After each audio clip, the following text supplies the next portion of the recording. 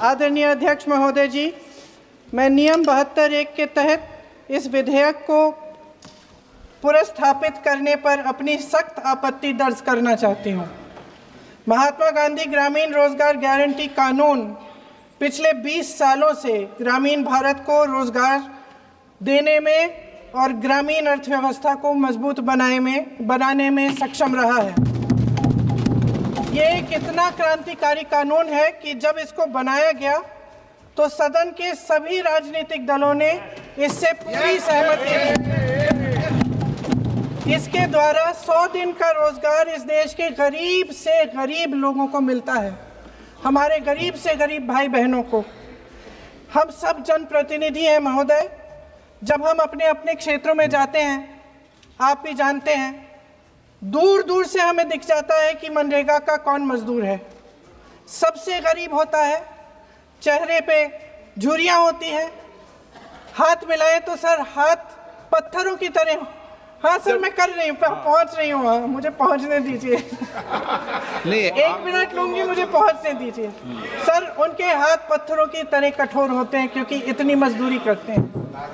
तो सर, मेरा जो इस बिल पर ऑब्जेक्शन है, सर ये जो कानून है इसके तहत हमारे गरीब भाई बहनों को जो रोजगार की कानूनी गारंटी मिलती है, जो अधिकार मिलता है, वह इस योजना में मांग के आधार पर संचालित होता है।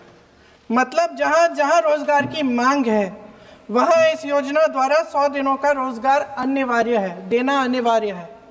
इसके साथ साथ केंद्र से इसके लिए जो पूंजी जाती है वो भी मांग पर आधारित होती है। यानी कि इस योजना के लिए जितने पैसे जहां भेजने हैं, कितने भेजने हैं, वह जमीनी परिस्थितियों पर आधारित होता है और मांग के आधार पर निर्धारित होता है। सर, इस विधेयक की अनुसूची 1 में उपनियम 4(1) और 4(2) द्वारा केंद्र को इजाजत दी गई है कि वह पहले से ही निर्धारित कर लें कि कितनी पूंजी कहां भेजी जाएगी। इससे संविधान के 73वें संविधान संशोधन को नजरअंदाज किया जा रहा है। सर महोदय, इसके जरिए ग्राम सभाओं को इस योजना की मांग की जमीनी परिस्थितियों के आधार पर तय करने का पूरा अधिकार दिया जाता था। आज वो अधिकार कमजोर किया जा रहा है।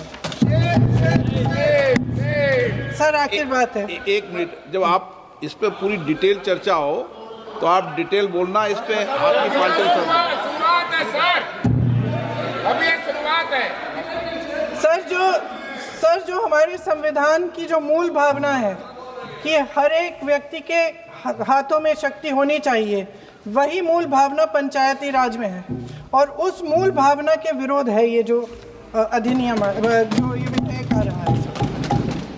सर, इस विधेयक के जो प्रबंधन है जिससे रोजगार का जो अधिकार है, कानूनी अधिकार है, वो कमजोर हो रहा है, वो हमारे संविधान के विपरीत है। सर ये हमारे इसी सदन ने ये कानून बनाया और इसी सदन ने ये अधिकार जनता को दिया है। ओके। सर, एक और है सर, महात्मा गांधी मनरेगा में 90% अनुदान केंद्र से आता था। इस विधेयक द्वारा ज्यादातर प्रदेशों में अब 60% आएगा, इसको घटाया गया है। ओके। सर, इससे प्रदेशों की अर्थव्यवस्था पर बहुत भार होगी और खास तौर से ये वे प्रदेश जिनकी अर्थव्यवस्था पहले से ही केंद्र की ओर से जीएसटी के बकाये के इंतजार में है। ओके, माननीय सदस्य। हो गया। सर, इस विधेयक द्वारा केंद्र का नियंत्रण बढ़ाया जा रहा है और जिम्मेदारी घटाई जा रही है। सर, जो 100 दिन का अधिकार आपने 125 करने की बात की है, लेकिन इसमें वेतन की बढ़ोतरी, आपकी जो मजदूरी की बढ़ोतरी है, इसकी कोई बात नहीं है। माननीय सदस्यों। सर, ये सही बात है कि अभी तक जो बकाया है वो ही पूरा नहीं हुआ है। माननीय सदस्य गणों, मैं आपसे सर, आखिरी बात ये है सर कि हर योजना का नाम बदलने की जो सनक है ये समझ में नहीं आती है। सर जब जब ये किया जाता है तो सरकार केंद्र को पैसे खर्चने पड़ते हैं। माननीय सदस्यों, मैं आपसे आग्रह करता हूं, ये सर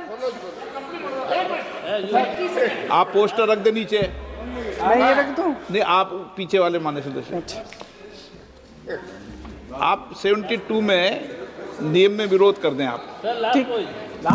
सर आखिरी पॉइंट है कि बिना चर्चा के, बिना इस सदन की सलाह लिए इस तरह से जल्दी में विधेयक को पास नहीं होना चाहिए।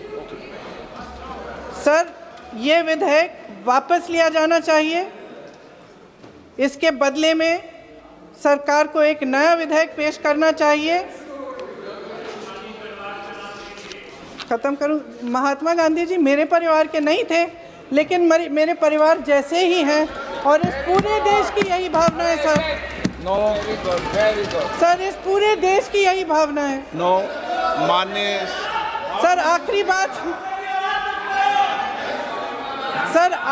बात यह है कि गहन जांच पड़ताल और व्यापक चर्चा के लिए इसे कम से कम स्थायी समिति के पास भेजा जाना चाहिए और कोई विधायक किसी की निजी महत्वाकांक्षा, सनक और पूर्वाग्रहों के आधार पर न तो पेश होना चाहिए और न ही पास होना चाहिए। धन्यवाद।